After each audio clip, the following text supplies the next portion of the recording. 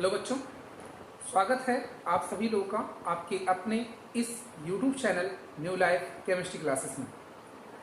जैसा कि पिछले वीडियो में आप सभी को ये बताया गया था कि कक्षक क्या होते हैं, कक्ष क्या होता है, कक्षक की क्या विशेषताएं होती हैं, और उसके पहले मैंने जो सबसे महत्वपूर्ण डिस्कशन किया था आपसे वो था डुअल नेचर, पदार्थ की साथ साथ प्रकाश की जो द्वितीय प्रकृति होती है उसके बारे में बताया गया था।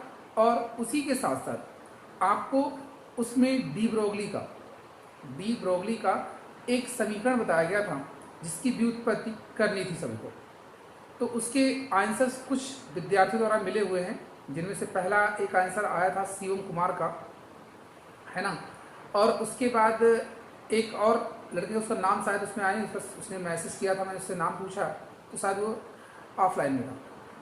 तो मतलब ऐसे कई स्टूडेंट्स के आए जो लोग अपना आंसर या जो भी उसकी नोट्स हैं वो अगर सेंड किया करें तो साथ में इससे उसका अपना नाम लिख दिया करें, ठीक, जिससे ये पता चल सके कि कौन भेजा हुआ है ऐसे।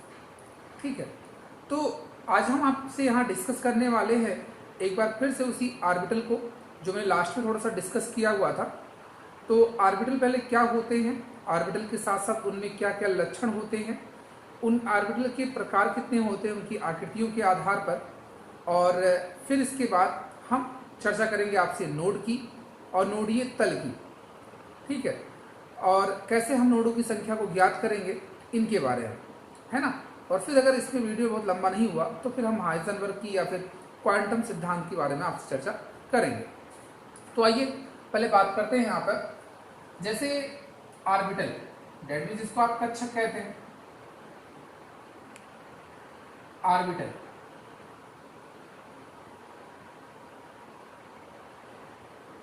इस आर्बिटल को आप कक्षक के नाम से जानते हैं, है ना। अब देखिए आर्बिटल मैंने आपको ये बताया गया था, मैंने ये बताया था आपको कि नाभिक के चारों ओर का वह त्रिविमीय क्षेत्र, नाभिक के चारों ओर का वह त्रिविमीय क्षेत्र जहां इलेक्ट्रॉन पाए जाने की संभावना अधिकतम होती है, नाभिक के चारों ओर का वह त्रिविमीय क्षेत्र जहां इलेक्ट्रॉन पाए जाने की संभावना अधिकतम होती है, वह आपको क्या कहलाता है, आर्बिटल या कक्षक कहलाता है। चीजें समझ में आ रही है आपको? क्या बताया मैंने कि नाभिक के चारों ओर का वह त्रिविमीय क्षेत्र जहां इलेक्ट्रॉन पाए जाने की संभावना अधिकतम होती है, कक्षक कहलाती है। कक्षक जो होता है उसमें मैंने बताया कि ये एक आयताकार होता है, आयताकार एक बॉक्स होता है जिनमें इलेक्ट्रॉनों को विपरीत चक्रण में भरा जाता है। जिन कक्षकों में इलेक्ट्रॉन जो कक्षक दिए गए हैं, उपकोष के आधार पर यदि उनकी ऊर्जाएं समान होती हैं, यानी जो उपकोष दिए जा रहे हैं उन उपकोषों की ऊर्जाएं यदि समान होती हैं तो ऐसे कक्षक को आप समभ्रंश या कहा जाए डिजनरेट कक्षक कहते हैं।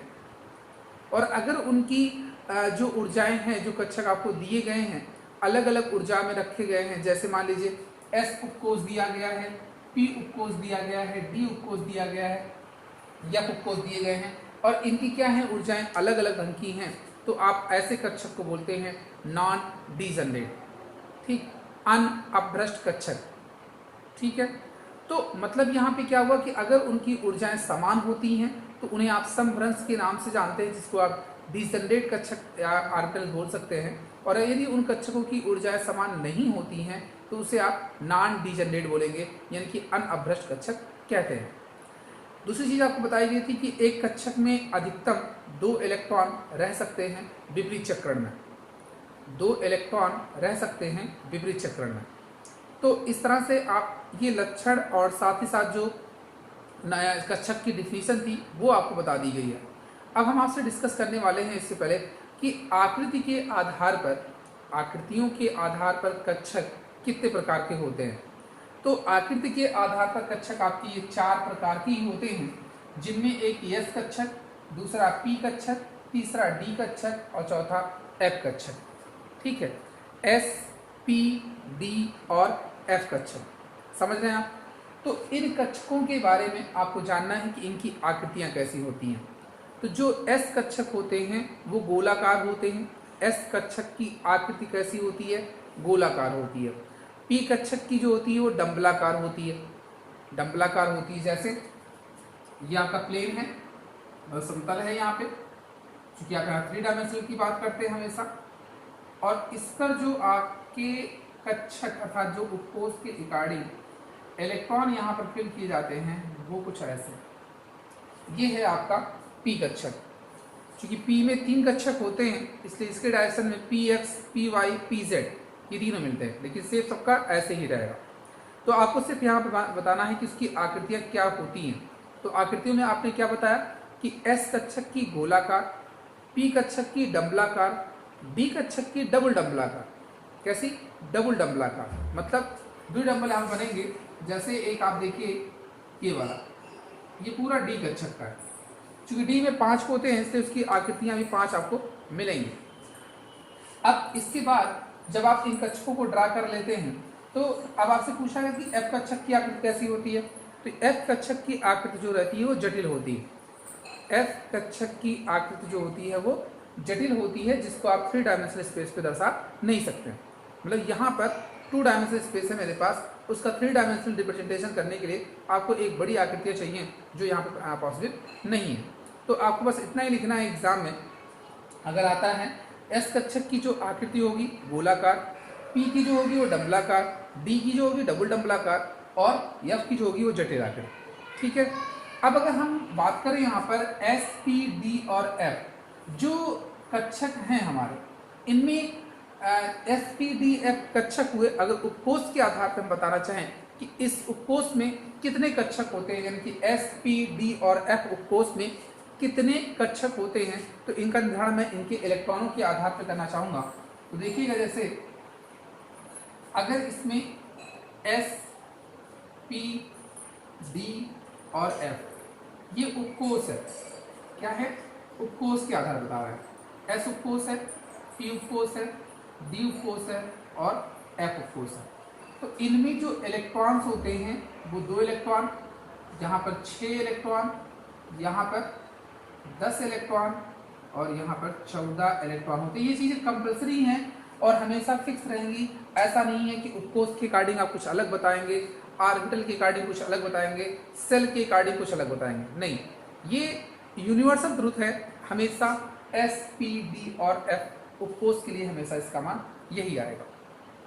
चीज़ें स्पष्ट हो रही हैं सबको? चलिए अब आगे देखिए। अभी मैंने आपसे क्या कहा कि ऑर्बिटल में यानी कक्षक जो होते हैं, एक कक्षक में अधिकतम 2 इलेक्ट्रॉन रखे जाते हैं। एक कक्षक में अधिकतम कितने? 2 इलेक्ट्रॉन रखे जाते हैं, वो भी विपरीत चक्रण में, मतलब एक अपवर्ड रहा दूसरा डाउनवर्ड रहेगा।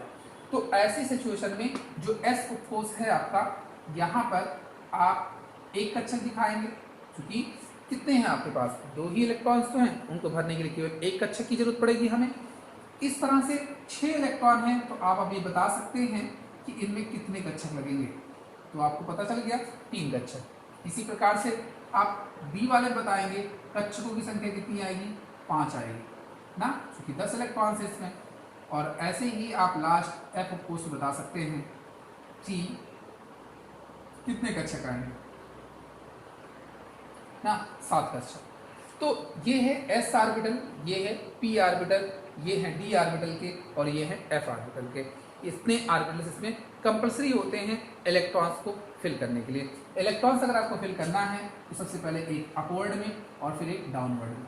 हमेशा इलेक्ट्रॉनों की फिलिंग इसी तरह से होगी, पहले अपवर्ड फिर डाउनवर्ड। रूल इसका सबके लिए यही रहेगा।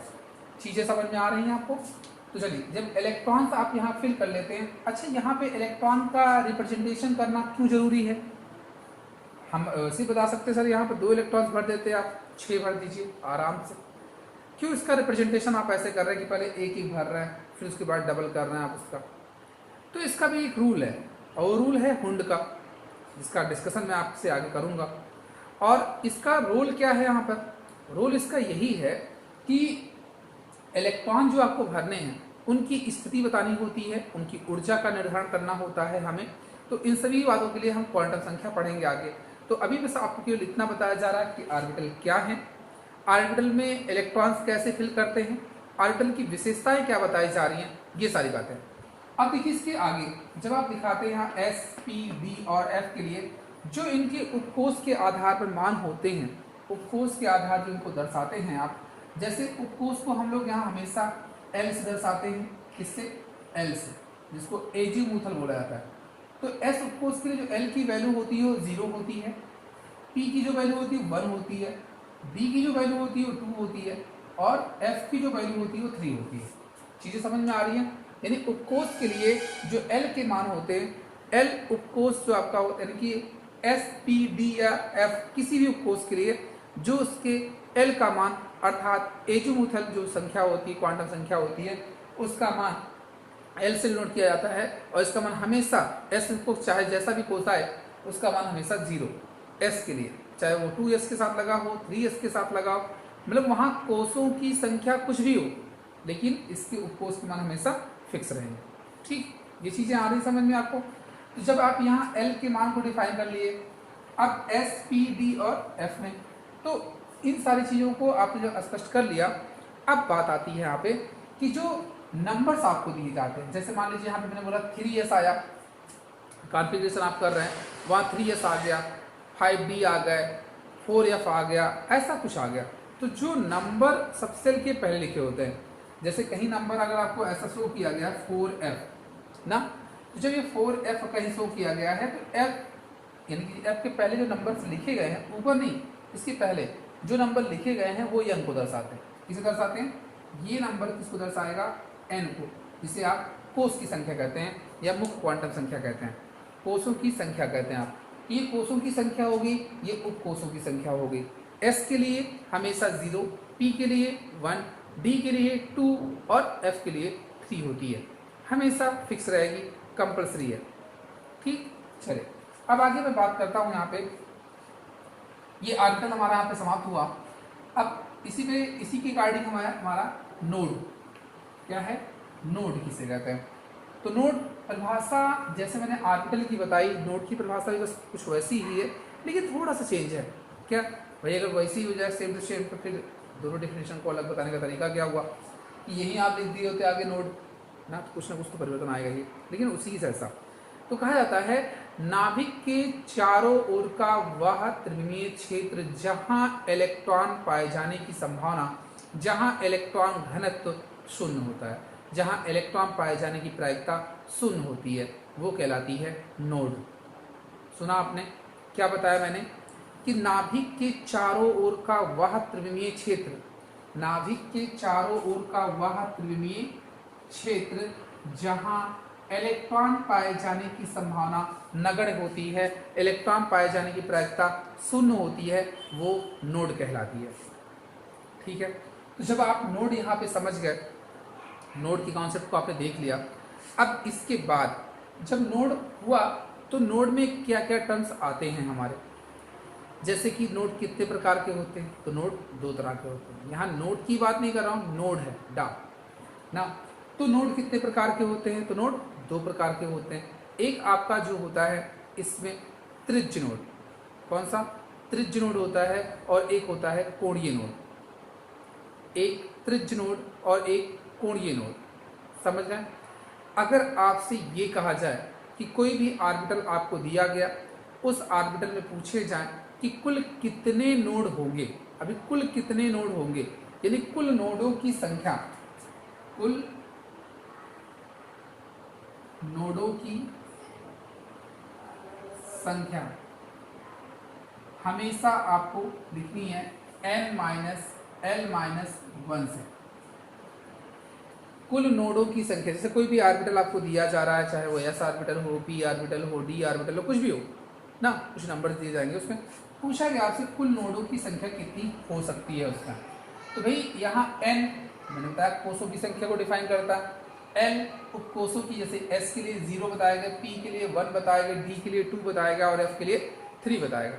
तो इस तरह से अगर आपसे ये पूछ लिया जाए, आप सभी लोग इसका आंसर करें, मैं आपको यहाँ पर 10 सेकंड दे रहा हूँ, 4s, फिर इसको आप वीडियो को पॉज करेंगे, फिर आगे कंटिन्यू करेंगे कि 4s के कुल नोडों की संख्या क्या आएगी। तो जल्दी से आप डिसाइड करें, आपके पास 10 सेकेंड है, जल्दी और बताएं।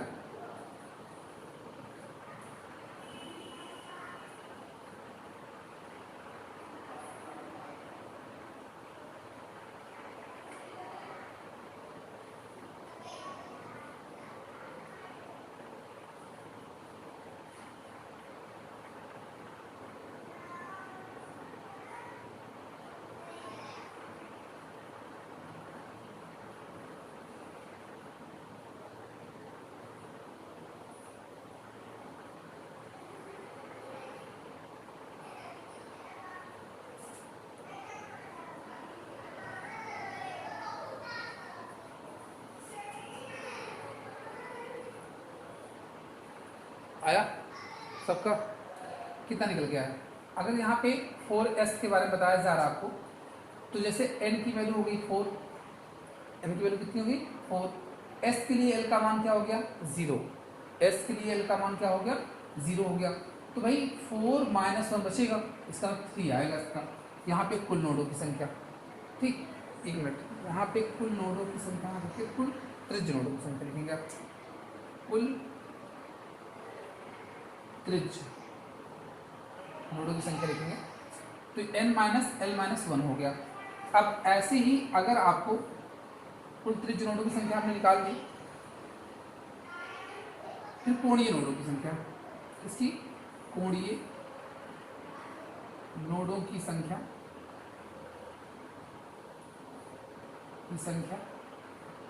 ये हमेशा l के बराबर होती है। किसके बराबर होती है? l के बराबर। जैसे इसका पूछा गया 4s के कोणीय नोडों की संख्या क्या आएगी, तो यहाँ पर 0, क्योंकि 4s में कोई भी गुण नहीं बनता है, s हमेशा न्यूक्लियस के पास होता है, इसलिए वहाँ पे कोई भी कोणीय नोड की संभावना नहीं होगी। इस कोणीय नोड को ही आप नोडीय तल भी कहते हैं। नोडीय तल मतलब वो होता है जहाँ इलेक्ट्रॉन नहीं पाया जा रहा है, इलेक्ट्रॉन घनत्व शून्य है उसका, वही आपका कहलाता है क्या? नोडीय तल। ठीक, तो कुल कोणीय नोडों की संख्या जो यहाँ पे होती है वो l होती है।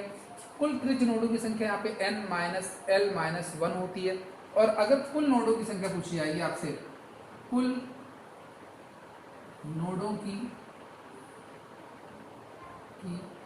संख्या, चूंकि उसमें त्रिज्य नोड भी होते हैं और कोणीय नोड भी होते हैं, दोनों को जब हम लोग ऐड करेंगे तो यहाँ से देखिए l और l कट जाएंगे, बचेगा क्या आपका n माइनस 1। इस तरह से आप कुल नोडों की संख्या भी ज्ञात कर सकते हैं। त्रिज्य नोडों की संख्या मिल गई आपको, कोणीय नोडों की संख्या मिल गई, और कुल नोडों की संख्या भी आप यहाँ ज्ञात कर सकते हैं। तो चीज़ें आपको समझ में आ रही होंगी, आई होप सभी को। जैसे देखिए यहाँ 4s दिया गया मुझे, अब पूछा गया बताओ इसके कुल नोड कितने बनेंगे, तो n का मान हमने 4 रखा, 4 माइनस 1 3 आ गया। यहाँ पे अगर देखा हमने क्या कि 4 रखा, l का मान 0 हो गया, माइनस 1 तब भी 3 आया। अब सपोज करिए आपको दे दिएगा 5d, क्या दे देगा 5d, तो क्या करेंगे आप, n का मान 5 देखा आपने, n के स्थान 5 रखेंगे, d के स्थान, d के लिए l का मान 2 होता है, तो 5 माइनस 2 माइनस 1, यानी वैल्यू इसकी कितनी 2 आई। कोणीय नोडों की संख्या कितनी आएगी 2 आएगी, चूंकि d के लिए l का मान 2 होता है। कुल नोडों की संख्या कितनी आएगी 5 माइनस 1 यानी 4 आएगी, ठीक है ना। तो इस तरह से आप नोडों की संख्या ज्ञात कर सकते हैं, और सभी को ये पता चल जाएगा कि नोड कैसे ज्ञात करते हैं, ठीक है। अब जैसे मान लीजिए 2 सबसेल आपको दे दिए गए, क्या 2 सबसेल आपको दे दिए गए, जैसे 4s दे दिया गया, 5d दे दिया गया। पूछा गया कि इलेक्ट्रॉन पहले किसमें प्रवेश करेगा, तो भाई इसके लिए तो अफबाउ का नियम है ही, आगे हम लोग पढ़ेंगे। इसी के साथ साथ जो भी हमने यहाँ पढ़ा हुआ है, यहाँ पर हम n प्लस l नियम पढ़ सकते हैं। कौन सा? n प्लस l नियम। और ये n प्लस l नियम जो दिया था, n प्लस l नियम जो दिया गया था, वो किसके द्वारा? क्लेचोव्स्की के द्वारा। किसके द्वारा? क्लेचोव्स्की के द्वारा। तो n प्लस l नियम जो ये कहता है यहाँ पर कि n जो यहाँ पे संख्या दी गई है और l जो इसके उपकोष के लिए बताया गया। अब आपको जानना ये है इसकी जो नियम्स हैं, नियम में क्या बताया गया कि यदि n प्लस l का मान जिस उपकोष के लिए कम आता है, n प्लस l का मान जिस उपकोष के लिए कम आता है, इलेक्ट्रॉन पहले उसी उपकोष में प्रवेश करेगा। इलेक्ट्रॉन पहले उसी उपकोष में प्रवेश करेगा।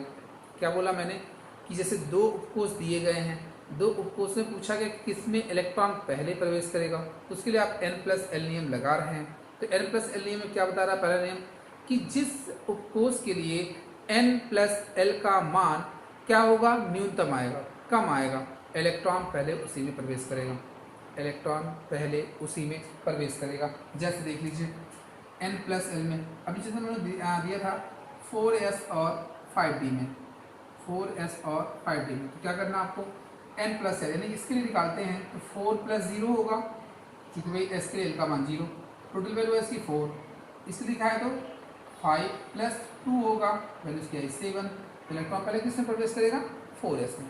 अब आप कह रहे सर तो आसान, पहले से 4 लगा है 5 लगा, पहले 4 आएगा पहले 5 आएगा, नहीं ऐसा जो अबव का रूल कहता था यहाँ पर देखिए 3d और 4s में, तो भाई इससे पहले किस में आना चाहिए देख लेते हैं।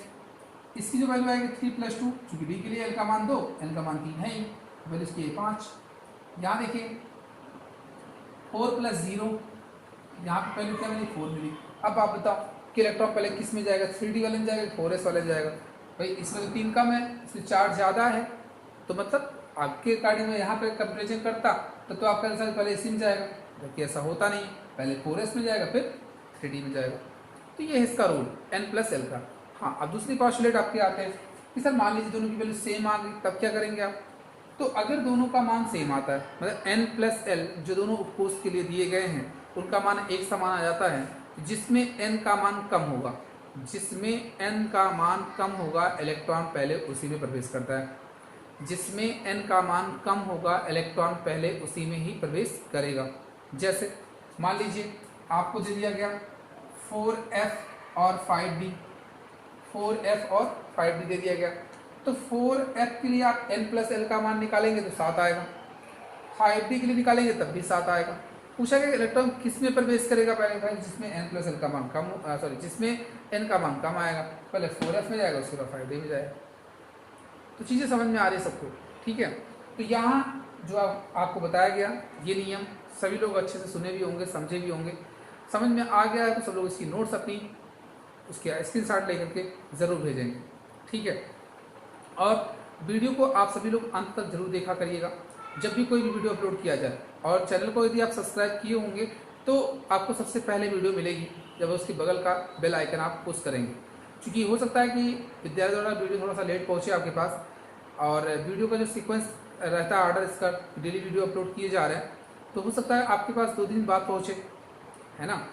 तो अगर आप नोटिफिकेशन में ये चीज़ देखते हैं कि अगर वहाँ सब्सक्राइब आपने किया हुआ है तो बगल एक बेल आइकन बन के आता है, उसको यदि आप पुश कर देते हैं तो क्या होता है, चीज़ें आपके पास पहले पहुँच जाती हैं, ठीक है। तो जो नए व्यूअर्स हैं चैनल पर वो वीडियो को जरूर सब्सक्राइब करें, और अगर वीडियो अच्छी लगे तो लाइक भी करें। चलिए मिलते हैं आप सभी से अगले वीडियो में।